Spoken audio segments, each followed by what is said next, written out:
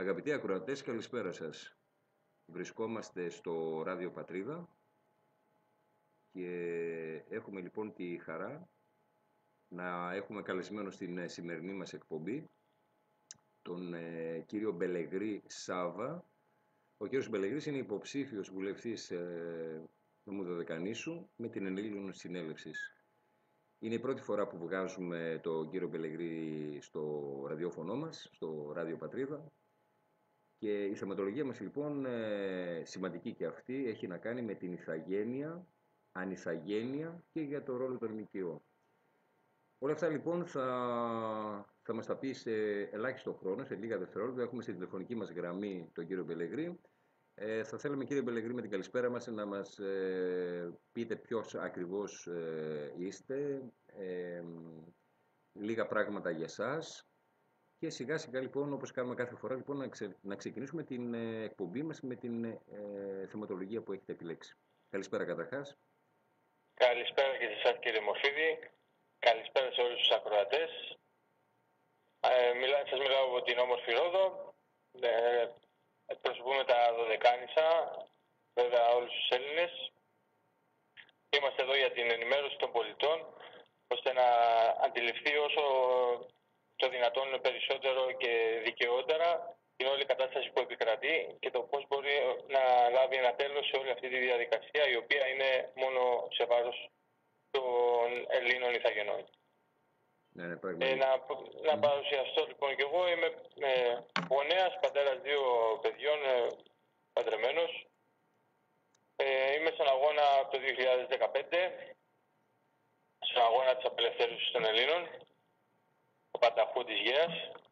Είναι επιτακτική ανάγκη όλοι οι άνθρωποι να ακολουθήσουν την ίδια γραμμή, ώστε να μην υπάρξουν άλλο αυτές οι διαδικασίες γενοκτονίας που εκτελούνται αυτή τη στιγμή. Και όποτε είμαστε έτοιμοι μπαίνουμε και στο θέμα μας για την ανάλυση. Ναι, νομίζω είμαστε έτοιμοι κύριε Μπελεγρή. Και πολύ καλά μας είπατε. Θα αρχίσουμε λοιπόν να ξεδιπλώνουμε και τη θεματολογία μας τη σημερινή για να ενημερώσουμε τον κόσμο. Αυτός είναι και ο ρόλος λοιπόν εδώ του σταθμού μας και της εκπομπής. Όπως είπαμε νωρίτερα, λοιπόν, έχετε επιλέξει το θέμα της ηθαγένειας. Θα μας εξηγήσετε με το δικό σας τρόπο λοιπόν τι έχει να κάνει η ηθαγένεια, η ανηθαγένεια που λέμε στον τίτλο μας και ο ρόλος λοιπόν των ΜΚΟ, που φαντάζομαι έχει να κάνει δηλαδή με όλο αυτό το διάστημα, ένα μεγάλο διάστημα λοιπόν, πώς έχουν έρθει όλοι αυτοί οι άνθρωποι και ποιο ρόλο παίξαν οι ΜΚΟ λοιπόν, ποιοι τέλος πάντων είναι μέσα σε αυτές τις ΜΚΟ. Ας ξεκινήσουμε λοιπόν και το λόγο τον έχετε εσείς, ο καλεσμένος μας. Δυστυχώς όλη αυτή η διαδικασία είναι ένα πάντρεμα που έχουν δημιουργήσει απέναντι ως προς τους ηθαγενείς, να το ξαναπώ. Διότι αυτοί που το έχουν δημιουργήσει δεν είναι μόνο οι ΜΚΟ που έχουν έρθει εδώ, δεν είναι μόνο οι άλλες χώρες που στέλνουν στην χώρα μας, στην Ελλάδα μας. Από 98 χώρες έρχονται οι μετανάστες, οφείλουμε να το πούμε. Λαθρέοι μετανάστες, τους λέω λαθρέους λόγω του ότι έρχονται με ελλειπή έγγραφα ή και καθόλου. Οπότε λαθρέοι λέγονται. Συνεχίζω για την ηθαγένεια. Οι ηθαγενείς, οι Έλληνες, πρέπει να αναγνωριστούν πρωτίστως από τους ίδιους τους Έλληνες, να αναγνωρίσουν ποιοι είναι, τι πλούτο διαθέτουν, πώς μπορούν να τον διεκδικήσουν και ποια θέση πρέπει να πάρουν. Διότι διεξάγεται εδώ και αρκετά χρόνια και συγκεκριμένα από το 1954 έχει ξεκινήσει η διαδικασία που αφορά το καθεστώς των ανηθαγενών και τεράστιες συνθήκες παγκόσμιες που έχουν ιδρύσει ώστε να προωθήσουν όσο το δυνατόν περισσότερο τους ανηθαγενείς σε όλο τον πλανήτη. Μας λένε ότι υπάρχουν 12 εκατομμύρια ανηθαγενείς, στην Ευρώπη μόνο 640.000. Βέβαια αυτός ο αριθμός έχει αυξηθεί πολύ περισσότερο με τα τελευταία κύματα που έχουν έρθει στην Ευρώπη. Πολύ σωστά. Έχουμε δηλαδή τους ανηθαγενείς, οι οποίοι στην ουσία δηλώνουν απατρείς. δεν μπορώ να το αντιληφθώ εγώ όσο τον όρο, άσχετα που το προωθούν στα πανεπιστήμια, ακαδημαϊκοί συνεχώς επιπυλούν τα αυτιά των νεαρών ανθρώπων που έχουν πάει εκεί για να σπουδάσουν και τους κάνουν μια πλήση εγκεφάλου, αλλοιώνοντας την έννοια, βάζοντας το ίδιο τσουβάλι η ηθαγένεια και η υπηκότητα. Και σας είπα, αυτό δεν έχει ξεκινήσει τώρα. Ξεκίνησε από το 1954, συνεχίστηκε και μετά με την Ευρωπαϊκή Σύμβαση για την Ηθαγένεια, παρακαλώ, η οποία Ευρωπαϊκή Σύμβαση δεν αναφέρει για τους ηθαγενείς, είναι το οξύμορο της υπόθεσης, το οποίο έχει υπογραφεί και από την Ελλάδα στις 6 Δεκάτου του 1996, με έναρξη ισχύως στις 1 Τρίτου του 2000. Και αυτό σας λέω, είναι παλιό το θέμα, είναι παλιό η όλη διαδικασία, απλά τώρα εκτελείται. Και εμείς είμαστε παρόν. Και παίζει τεράστιο ρόλο η θέση που θα πάρει ο Έλληνας πολίτης. Πολύ σημαντικό. Να σταθώ λίγο σε αυτό που είπατε, η οποία στο πανεπιστήμιο που ήταν μια πανεπιστημιακός που έλεγε στους φοιτητές και μου κάνει ιδιαίτερη εντύπωση λοιπόν πως αυτοί οι άνθρωποι, ειλικρινά σας μιλάω, βγαίνουν και το λένε χωρίς να έχουν έτσι κάποια δυνατά στοιχεία για να το υποστηρίξουν. Δηλαδή έλεγε ηθαγενείς, φαντάζομαι πάνω σε αυτό αναφέρεστε, ηθαγενείς, μπράβο, η ηθαγένεια, η υπηκότητα είναι το ίδιο. Και μας έκανε εντύπωση λοιπόν όλους μας και εμένα προσωπικά, όταν πάει λοιπόν να το αναλύσει και λέει ηθαγενής είναι αυτός, λέει, ο Ινδιάνος, κάτι για Ινδιάνους αναφερόταν. Δηλαδή πολλοί μπερδεύονται ηθαγένεια με τους Ινδιάνους. Βέβαια έχει λίγο μία σχέση, αλλά σε άλλη φάση είναι το θέμα αυτό. Δηλαδή δεν εννοούμε έχεις την ηθαγένεια, άρα είσαι Ινδιάνος, υπό αυτή την έννοια. Έχει νομίζω να κάνει, κύριε Πελεγκρή, αν κάνω κάποιο λάθος διορθώστε με, μια που γνωρίζετε και το θέμα, ότι έχει να κάνει δηλαδή ότι έχεις γεννηθεί εδώ, ότι είσαι από Έλληνες γονείς, εξαίματος κτλ. Και βλέπουμε μια κατάσταση στην κυριολεξία, δηλαδή να παρακαλά, του λένε θέλεις ηθαγένεια, πάρε μια ηθαγένεια. Και δεν ξέρω αν έχει πέσει, στην αντίληψή μου πέραν της Ελλάδος δεν έχει πέσει. Δεν ξέρω αν έχετε κάποια στοιχεία εσείς να μοιράζουν ηθαγένειες και όχι υπηκότητες σε άλλα κράτη. Κοιτάξτε, αυτό το επέβαλαν οι συνθήκες που προανέφερα, λέγοντας πως την ηθαγένεια έχει το δικαίωμα της κτήσης της ηθαγένειας ο πολίτης, ο άνθρωπος, ο οποίος διαμένει στο εκάστοτε κράτος. Εντάξει, αυτό βέβαια όπως το ακούτε, έτσι το έχουν γράψει και δεν μπορεί να στηριχτεί πουθενά. Όμως, επειδή το έχουν γράψει αυτοί οι κάθετοι απέναντι στο γένος των ανθρώπων, άμα το θέλετε, γιατί αυτό απλά έχουν δημιουργήσει.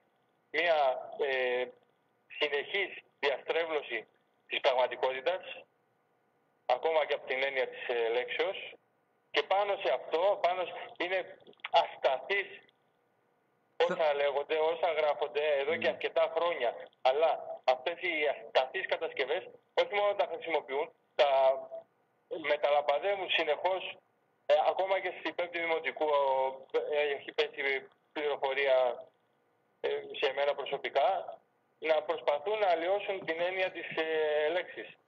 Ακριβώς. Με την ηθαγένεια.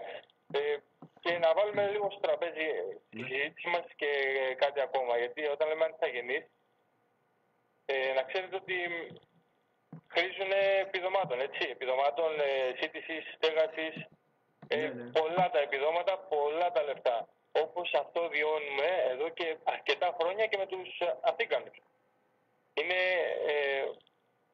όμοιοι, έτσι τους παρουσιάζουν. Είναι όμοιοι διότι δηλώνουν ανηθαγένεια. Οπότε εμείς, το κράτος εννοώ, πρέπει να τους βοηθήσουμε με οποιοδήποτε μέσο, ώστε να έχουν ό,τι χρειάζονται από επιδόματα, από το φαγητό τους, τη στέγασή τους, τα πάντα. Ενώ εσύ Έλληνα πολίτη, ό,τι και να αγοράσεις, τουλάχιστον εδώ στη Ρόδο έχουμε 24% το ΦΠΑ που θα πληρώσεις. Και ας έχουν πέσει οι εργασίες και ας έχουν ισοπεδωθεί τα πάντα, εκεί εσύ θα πληρώσεις τα πάντα. Τον αέρα που αναπνέεις, το νερό που πίνεις, όλα. Αυτές είναι οι τεράστιες διαφορές ηθαγένειας με την ανηθαγένεια. Σαφώς ο Έλληνας πολίτης πρέπει όχι μόνο να υποστηρίξει την ηθαγένειά του, να ακούσει, να αφουγκραστεί την ψυχή του και να αντιπαλευτεί όλο αυτό το άδικο. Γιατί σκεφτείτε πόσες χιλιάδες ανηθαγενείς έχουν ενταχθεί στον ελλαδικό χώρο και έχουν δικαίωμα της κληρονομιάς σου. Η οποία κληρονομιά εδώ και αρκετά χρόνια, 8 χρόνια συγκεκριμένα, πρωτοφωνάζουμε η Ελλήνος Συνέλευσης ότι έχεις πλούτο, άνθρωπε μου, γιατί δεν θες να το κάνεις χρήση. Πες στα γραφεία της Ελλήνος Συνέλευσης, ενημερώσου, και οι υπόλοιπες χώρες έχουν πλούτο. 115 τρισεκατομμύρια το 2007 είναι ο ισολογισμός για την Ελλάδα. Υπάρχουν πανομοιότυπα ποσά και για το Αφγανιστάν και για το Πακιστάν, για όλες τις χώρες. Η Ελλήνος Συνέλευση τα έχει βγάλει στο φως. Αλλά ποιος θα το κάνει αυτό, ποιος θα κάνει την αρχιά, δεν το κάνει ο Έλληνας. Ποιος θα το κάνει. Οι ορδές που έρχονται εδώ πέρα, το να κάτσεις να τους εξηγήσεις ή και να γνωρίζανε και στη χώρα τους ότι έχουν πλούτο, δυστυχώς η παιδεία, η οποία αποδεικνύεται στις μέρες μας ότι όχι μόνο είναι ελλειπής, σίγουρα δεν μιλάω για όλους, αλλά ένα μεγάλο ποσοστό έχει σοβαρό πρόβλημα. Όταν βλέπουμε ότι γίνονται βιασμοί συνεχώς και αλλεπάλληλα σε όλη την Ελλάδα, και δηλώνουν και το λόγο, γιατί δεν είναι μόνο σε όλη την Ελλάδα, και στη Γερμανία έχουν γίνει βιασμοί και στην Ιταλία το 50% των βιασμών είναι από καινούριους ανθρώπους, να το πούμε και έτσι, καινούριους ανθρώπους που εντάχθηκαν εκεί πέρα.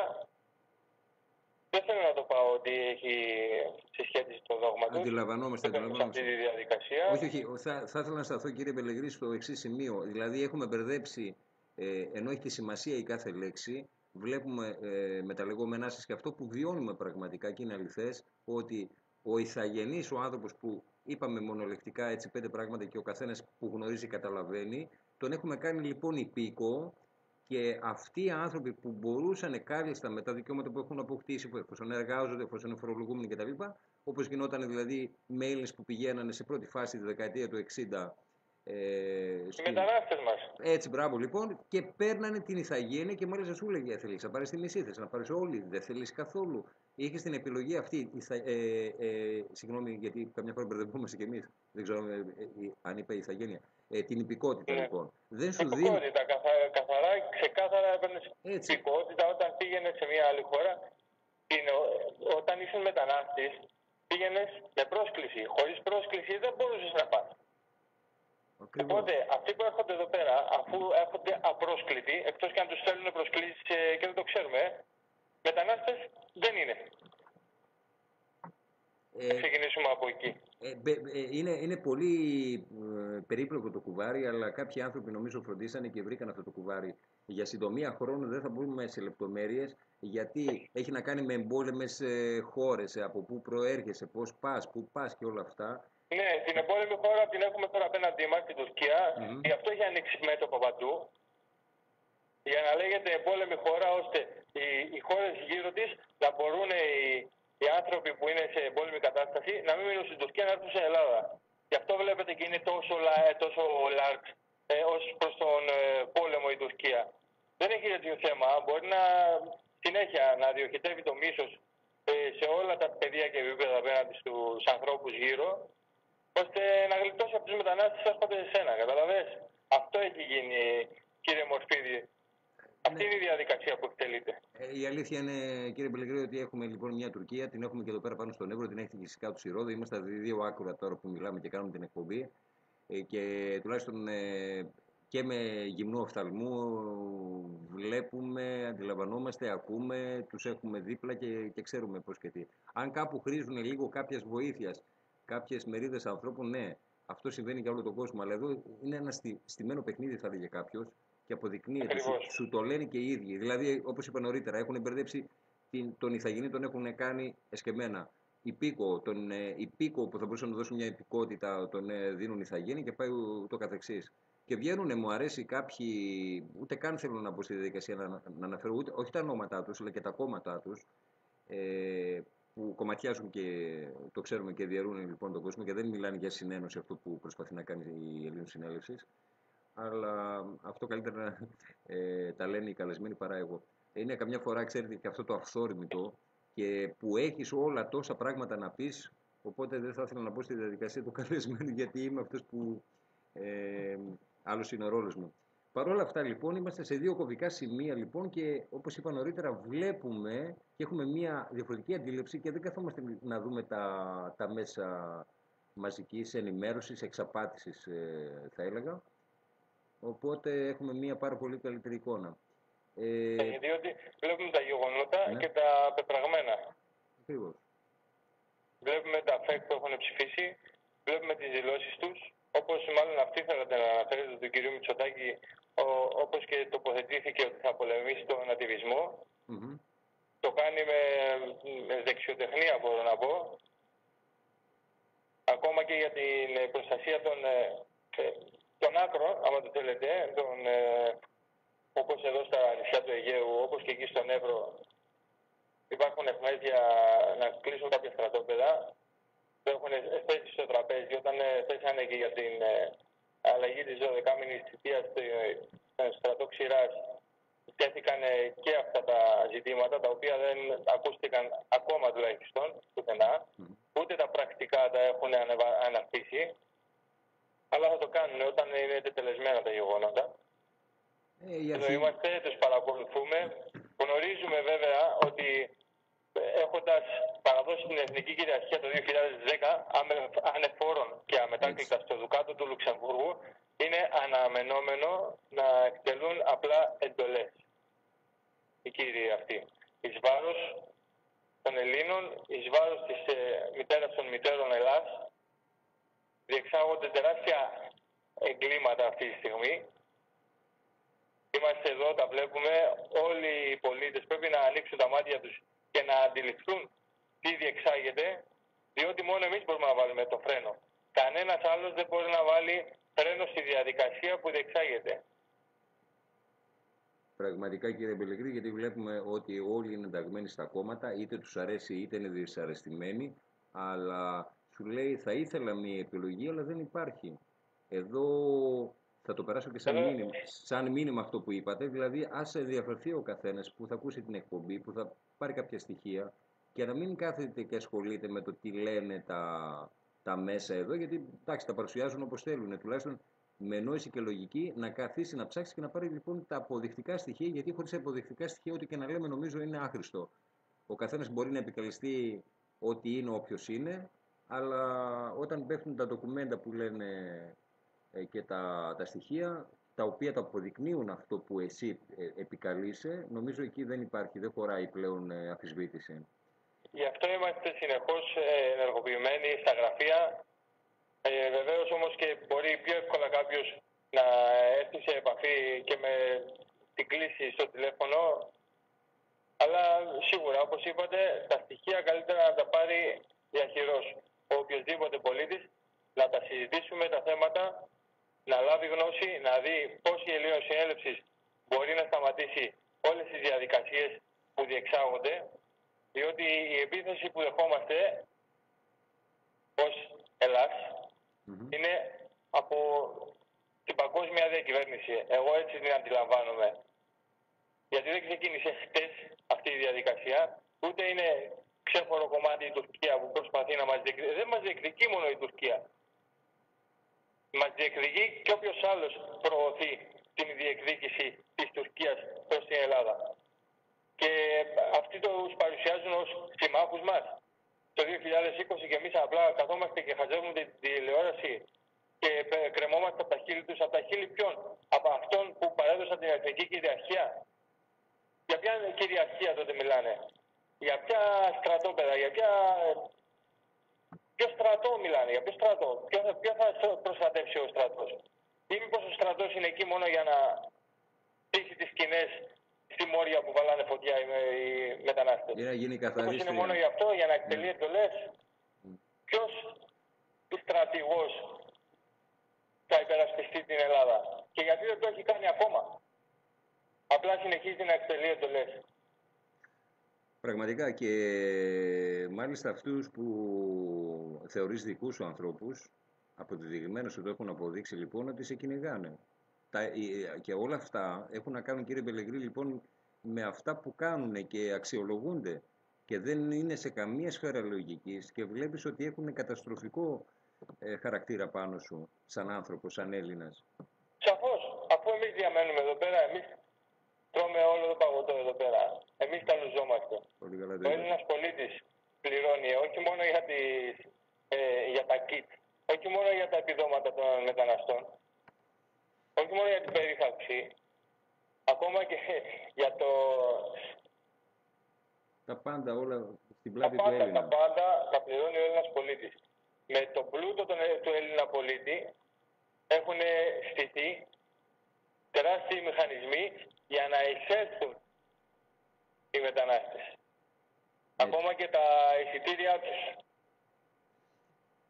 Οι χρηματοδοτήσεις δεν θα έπρεπε τουλάχιστον όχι να πάνε στον Έλληνα πολίτη για τα αναγκαία του. Τόσα χρόνια καταρχάς πού ήταν αυτά τα λεφτά και τώρα ξαφνικά εμφανίστηκαν. Εμφανίζονται χρήματα συνεχώς. Αλλά όχι για τη χρήση προς τον Έλληνα πολίτη. Είτε για την ανακεφαλαιοποίηση των τραπεζών πηγαίνουν, είτε για να χτίζουν τα kit και να φτιάχνουν τα στρατόπεδα, να βγάζουν έξω το στρατό των Ελλήνων και να εισέρχονται μετανάστες συνεχώς. Θα σας πω ένα απλό πράγμα. Μαθαίνω πριν ακριβώς 1 ώρα, τώρα που γίνεται η εκπομπή. Λοιπόν, από έγκυρη πηγή, το έχω δει και με τα μάτια μου, υπάρχει ένας συνοικισμός που έχουν κάνει κάποια πάρα πολύ ωραία σπιτάκια. Στην περιοχή πηγαίνουν λοιπόν για το Δημότυχο, από Ορεστιάδα για το Δημότυχο, σε αυτό το κομμάτι. Το οποίο λοιπόν αυτό το είχαν κάνει για τους Ρωμά. Δεν μπαίνω στη διαδικασία να πω ότι υπάρχουν συμπολίτες μας Έλληνες αυτή τη στιγμή που είναι εδώ πέρα και πληρώνουν λοιπόν όλα αυτά εδώ και κάποιοι τη βγάζουν καθαρή, λοιπόν όλοι εκτός από τον Έλληνα. Δεν μπήκαν καν στη διαδικασία λοιπόν να πάνε σε αυτό το χωριό, το ονομάζουν, ένα μεγάλο κομμάτι, ένα μεγάλο μέρος με οικίσκους λοιπόν. Σε μορφή λιώμενα είναι, αλλά είναι σε πάρα πολύ καλή κατάσταση. Τα οποία έτσι σαπίζουν λοιπόν και κάθονται. Και τώρα λένε ότι θέλουν να το κάνουν και εκείνο, να το εκμεταλλευτούν, να το κάνουν κέντρο υποδοχής. Δεν ξέρω πώς και τι, αλλά από αυτά που έχετε πει και από αυτά που δεν γνωρίζει ο κόσμος και μαθαίνουμε, οι κάτοικοι που είναι στις περιοχές όπου υφίσταται πρόβλημα, αυτοί γνωρίζουν, φωνάζουν με δημοκρατικό θα έλεγα τρόπο, προσπαθούν λοιπόν να πάρουν αυτά που τους αξίζουν, αυτά που το δίκαιο και το σωστό. Αλλά η αλήθεια είναι ποιος θα σε βγάλει, από πού θα ακουστείς, από πού. Δηλαδή θα κάθεσαι να μιλάς με την τηλεόραση, θα κάθεσαι να μιλάς με το ραδιόφωνο και ποιος θα κάτσει να σου ακούσει. Γι' αυτό και εμείς είχαμε την υποχρέωση, δεν ξέρω πώς να το πω αλλιώς, να στηθεί μια τέτοια πλατφόρμα λοιπόν, να μπορέσουμε λοιπόν να βγάζουμε κάποιες αλήθειες, όπως έχουμε καλεσμένο εσάς σήμερα, και να μπορεί να ενημερώνεται έστω μέσω διαδικτύου τουλάχιστον ο κόσμος. Και όχι μόνο βέβαια. Προς το παρόν έτσι με αυτό το μέσο που μας δίνεται η ευκαιρία. Κάτι άλλο ήθελα να πω που μιλούσαμε νωρίτερα πριν την εκπομπή μας που είχαμε μια επικοινωνία. Θα ήθελα λίγο να σταθούμε επιδερμικά όμως για να πάμε και για το ρόλο των ΜΚΟ, το οποίο το αφήσαμε για το τέλος. Μιλούσαμε για το Καστελόριζο και μου λέγατε ότι το Καστελόριζο, θέλω να το πείτε εσείς, πώς έχει ιστορικά, πώς δηλαδή το Καστελόριζο έχει πάρει την ονομασία αυτή και ποια είναι η πραγματική του ορολογία, ονομασία. Έχει και αυτό τη σημασία του, γι' αυτό το αναφέρω. Ναι, αυτό αποδεικνύει ότι ο άνθρωπος ο Έλληνας έχει κοντή μνήμη και αυτό πρέπει άμεσα να το διορθώσουμε, πρέπει να ανατρέξουμε στο παρελθόν. Δηλαδή δεν επιτρέπεται ακόμα και για ονομασία ενός νησιού οι ίδιοι κάτοικοι να μην το αναφέρουν, να μην το προφέρουν όπως πραγματικά είναι. Το όνομα είναι Μεγίστη. Καστελόριζο έρχεται μετά από τους κατακτητές. Δεν μπορούμε να χρησιμοποιούμε το όνομα που άφησαν οι κατακτητές. Αυτό το φαινόμενο δεν είναι μόνο σε ονομασίες, είναι ακόμα και σε σημαίες, κύριε Μορφίδη. Μπορείτε να δείτε ότι, ας πούμε, κυκλοφορούν διαστήματα κάποιοι θερμόαιμοι, να τους πούμε, οι οποίοι χρησιμοποιούν τον ψυχωμένο λόγο με την έννοια του ότι για την Ελλάδα μας, για την Κρήτη μας και να χρησιμοποιούν σημαίες, ας πούμε, η οποία ήρθε εδώ με την άφησε ο κατακτητής. Εσύ γιατί τη χρησιμοποιείς? Πού αποσκοπείς? Αυτά όλα πρέπει να λάβουν ένα τέλος. Πρέπει να λέγονται όλα με το όνομά τους, πρώτον και κύριον. Σίγουρα δεν είμαστε εμείς που θα θυμώσουμε κάποιον, αλλά είναι το δικαιότερο αυτή τη στιγμή, διότι όλα έτσι όπως έχουν γίνει ένα μπάχαλο, αν τα μπερδεύουμε και μεταξύ μας, και μεταξύ μας δεν υπάρχει πρόβλημα, Έλληνες. Πρέπει να είμαστε συγκεντρωμένοι, συγκεκριμένοι, να δούμε την απόδειξη, να δούμε το στοιχείο, να βγάλουμε το λόγο μας προς τα έξω. Να μην το κρατήσεις μόνο τον εαυτό σου. Κάνε την έρευνά σου ως Έλληνας πολίτης που είσαι. Ως Έλληνας πολίτης έχεις υποχρέωση. Έχεις υποχρέωση διότι θα παραδώσεις μια χώρα στα παιδιά σου η οποία θα τη παραδώσεις σύμφωνα με το τι θα πράξεις. Εάν αφήσεις σε αυτούς που κυβερνούν αυτή τη στιγμή το μέλλον των παιδιών σου, το μέλλον είναι ο αφανισμός των παιδιών μας. Δεν ξέρω γιατί ο κόσμος δεν θέλει να το αντιληφθεί και κλείνει τα μάτια και τα αυτιά του. Ίσως να είναι ο φόβος. Ο φόβος όμως πρέπει να τον ξεπεράσει ο Έλληνας πολίτης και αυτό γίνεται πολύ εύκολα με το που αντιληφθεί ποιος είναι. Να αντιληφθεί ποιοι είναι οι προγόνοι του, να ενθυμηθεί ποιοι είναι οι προγόνοι του, να ενθυμηθεί την τεράστια δυναμική που είχε και έχει με την ένωσή του πάντα.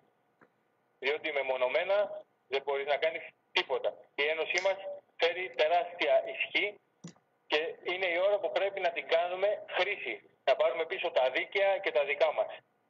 Ας μπούμε λίγο στο θέμα για τις ΜΚΟ, γιατί αυτό δεν σας έλεγα.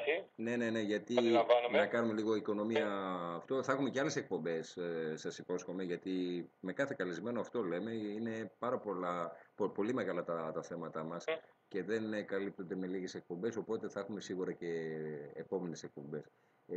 Λοιπόν, ας πάμε να κάνουμε μια μικρή ανάλυση λοιπόν και το ρόλο των ΜΚΟ εδώ πέρα, το οποίο λίγο κάπως ησυχάσαν τα πράγματα, ούτως ώστε σε σχέση με τότε που είχαν πρωτοβγεί και παίζανε ένα ρόλο που ήταν αμέτυχο η κυβέρνηση λοιπόν και αυτοί αναλαμβάνανε κάποιο ρόλο. Πέστε μας και αυτά για να σιγά σιγά... Ναι, δεν κάνανε και τεράστια αλλαγή με τη Νέα Δημοκρατία με τον τρόπο που προσπαθεί να χειριστεί το θέμα. Ο ίδιος ο κ. Παναγιωτόπουλος, όπως ανέφερε δημόσια, είπε πως δεν έχει δικαιοδοσία να μπει στο στρατόπεδο να ελέγξει, σε στρατόπεδο μιλάμε που έχει γίνει κέντρο μεταναστών. Μάλιστα. Κάνουν δηλαδή καθαρά το κουμάντο οι ΜΚΟ. Και οι οποίες ΜΚΟ... Ναι, σε κρατική, σε δημόσια κτίρια. Όπου ο Υπουργός Άμυνας έχει την διαχείριση, δεν μπορεί ο ίδιος να κάνει έλεγχο. Πώς γίνεται αυτό, κύριε Μορφίδη? Δηλαδή δώσανε τις ΜΚΟ ανώτατη εξουσία. Τι έχουν κάνει? Τι έχουν φτιάξει η κυβέρνησή μας με τις ΜΚΟ που παρουσίασε την εξάρτηση του εγκλήματος μίας ΜΚΟ και έκανε σύλληψη 35 ατόμων και το έλυσε το πρόβλημα δηλαδή. Στάκτη στα μάτια. Οι υπόλοιπες δηλαδή που αλωνίζουν, που τρώνε τις χρηματοδοτήσεις, δηλαδή πάλι το Έλληνα πολίτη. Και να μην... Αυτές τι θα γίνει? Και να μην δεν είναι καν όλες δηλωμένες. Δηλώνουν μόνο και μόνο από τα ονόματα τους, των ΜΚΟ, μπορεί ο Έλληνας πολίτης να αντιληφθεί ποιος είναι ο ρόλος τους.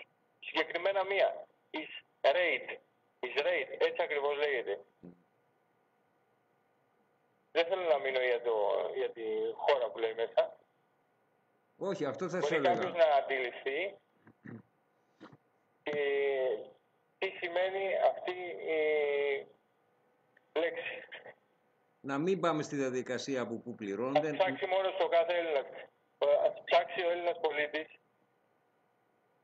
ώστε να αντιληφθεί τι διαδικασία έχει γίνει, πρωτίστως όμως να δει και να αναγνωρίσει το πλούτο του. Να αναγνωρίσει την Ελλήνων Συνέλευση τι έχει ιδρύσει.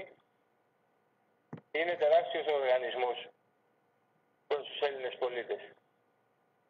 Είναι η Ένωση των Ελλήνων. Ήρθε η ώρα να πάρουμε πίσω όλα όσα μας ανήκουν. Υπάρχουν όλα τα στοιχεία. Υπάρχει η ιδρυτική διακήρυξη της Ελλήνων Συνέλευσης με τις προγραμματικές δηλώσεις που έχει κατατεθεί στον Άριο Πάγο το 2015. Έχει εγκριθεί.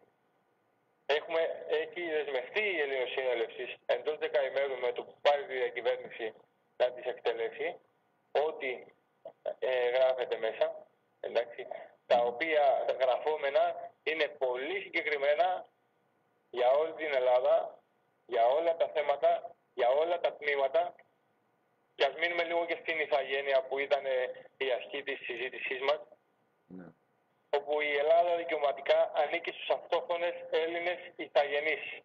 Για όσους δεν είναι Έλληνες αυτόχθονες ηθαγενείς και ζουν στο ελλαδικό χώρο, η Ελλήνων πολιτεία δείχνει μεγάλο σεβασμό. Ισονομία, ισοκρατία, ισοπολιτεία σημαίνει ότι ο καθένας δεν μπορεί να έχει περισσότερα δικαιώματα από Έλληνα ηθαγενή πολίτη. Καμία ομάδα, καμία συντεχνία, καμία λέσχη δεν μπορεί να έχει πιο προνομιούχα σχέση με την πολιτεία από τον Έλληνα ηθαγενή πολίτη. Αυτό, κύριε Μοσφύρη, σήμερα είναι ανάποδο. Ο Έλληνας πολίτης συνεχώς δέχεται πόλεμο. Ζούμε τη γενοκτονία μας, συνεχίζεται η γενοκτονία μας και μόνο εμείς μπορούμε να τη σταματήσουμε. Μόνο εμείς οι Έλληνες πολίτες μπορούμε να σταματήσουμε το 2010, όπως είπαμε και πριν, την παράδοση εθνικής κυριαρχίας, ανεφόρων και αμετάκλητα. Μόνο η Ένωση των Ελλήνων μπορεί να το σταματήσει. Και αυτός ο οργανισμός, αυτός ο μηχανισμός είναι ήδη στημένος για να πάρουμε πίσω τα δίκαια και τα δικά μας. Πρέπει να το αντιληφθεί ο Έλληνας πολίτης, να εισέλθει στα γραφεία, να βοηθήσει στον τεράστιο αγώνα που διεξάγεται και να πάρουμε πίσω τη χώρα μας. Να είστε καλά. Δεν έχουμε κάτι άλλο, δεν έχουμε άλλη επιλογή. Αυτό πρέπει να γίνει. Αυτό έχουμε οριστεί να κάνουμε και αν δεν προλάβουμε να το κάνουμε εμείς, θα το κάνουν τα παιδιά μας. Η Ελλάδα θα έρθει στα χέρια των Ελλήνων. Όσο βέβαια καθυστερούν οι Έλληνες να αντιληφθούν, να νοήσουν και να μπουν στα γραφεία, τόσο τα πράγματα θα χειροτερεύουν, θα βιώνουμε όπως βιώνουμε και σήμερα άσχημες καταστάσεις και είναι άδικο προς τους Έλληνες. Είναι γεγονός, κύριε Πελεγρή, ότι οι άνθρωποι, από ό,τι είπαμε και βάσει τα στοιχεία που παρουσιάζουν και με τις πράξεις τους, είναι αυτοί λοιπόν που έχουν καταχαρακώσει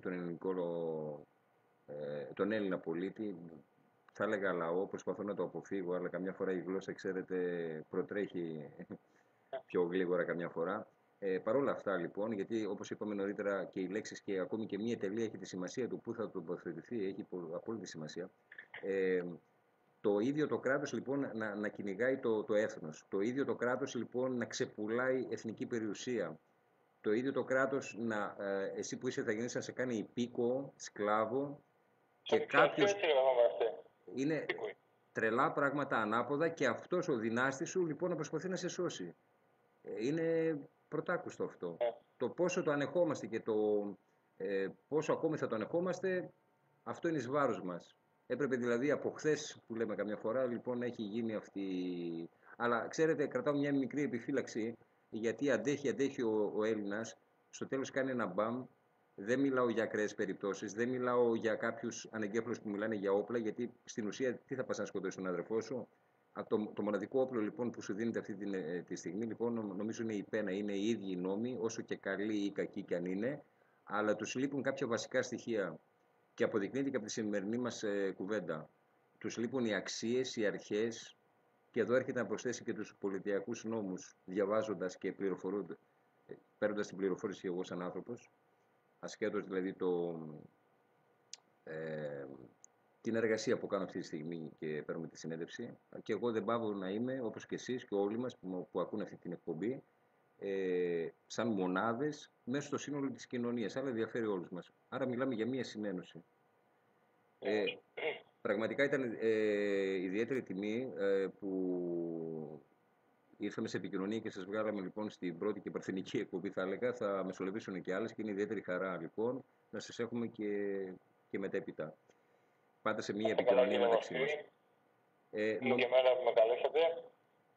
Νομίζω... Δεσμεύομαι να ξαναέρθουμε σε επικοινωνία, αν όχι και σε ραδιόφωνο και σε τηλεοπτικό, ώστε να έχουν τη δυνατότητα οι ακροατές μας, παύλα τηλεθεατές μας, ταυτόχρονα να βλέπουν και τα στοιχεία.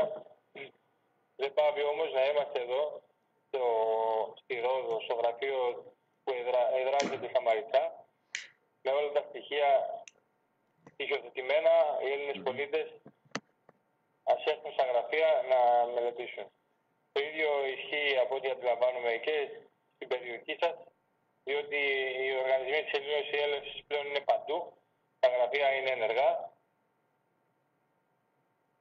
Και όποιος θέλει να επικοινωνήσει, οι Έλληνες πολίτες. Βλέποντας μια στατική φωτογραφία που έχουμε βάλει εδώ πέρα με τα στοιχεία της, κύριε Πελεγρή, αλλά κάποιοι συνέλληνες μας, συνανθρώποι μας, έχουν μόνο την ακουστική, μια και είναι ραδιόφωνο.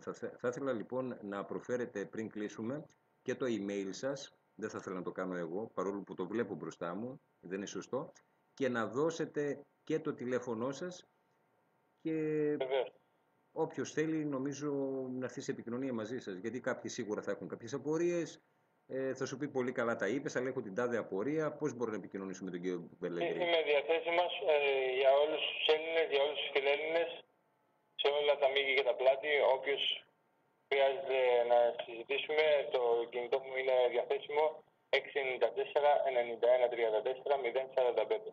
Όπως και το email Belegris, τα Greeklis, belegris.savas@gmail.com. Να είστε καλά κύριε Πελεγρή, σημαντικά τα στοιχεία που μας δώσετε. Πάντα ο χρόνος θα μας κυνηγάει, θα έλεγα, ας μου επιτρέψετε, αλλά έχουμε όμως και άλλες εκπομπές οι οποίες θα μπορέσουμε να καλύψουμε τα ενδεχόμενα κενά όσο χρειαστεί για να πάρουμε την πληροφόρηση. Ευχαριστούμε και να είστε καλά λοιπόν για τον χρόνο σας.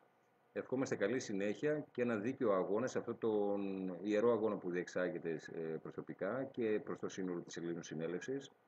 Και νομίζω και τα μηνύματα έχουν περάσει. Άρα λοιπόν είναι στην κρίση του κάθε πολίτη που μας ακούει και εδώ στο ραδιόφωνο λοιπόν να κάνει τα δέοντα προς το συμφέρον το δικό του, αλλά θα το πάρω λίγο αντίστροφα, προς το συμφέρον της ίδιας μας της χώρας για να έχουμε τα ωφέλη. Έτσι πρέπει να το δούμε, γιατί αυτός ο ατομισμός μας έχει φάει και μας έχει καταστρέψει, συν της άλλης με όλα αυτά τα πολιτικά κόμματα και όλα αυτά τα κακά παιδιά, θα έλεγα εγώ, για να μην χρησιμοποιήσω κάποια πιο βαριά και δεν είναι πρέπον λέξη.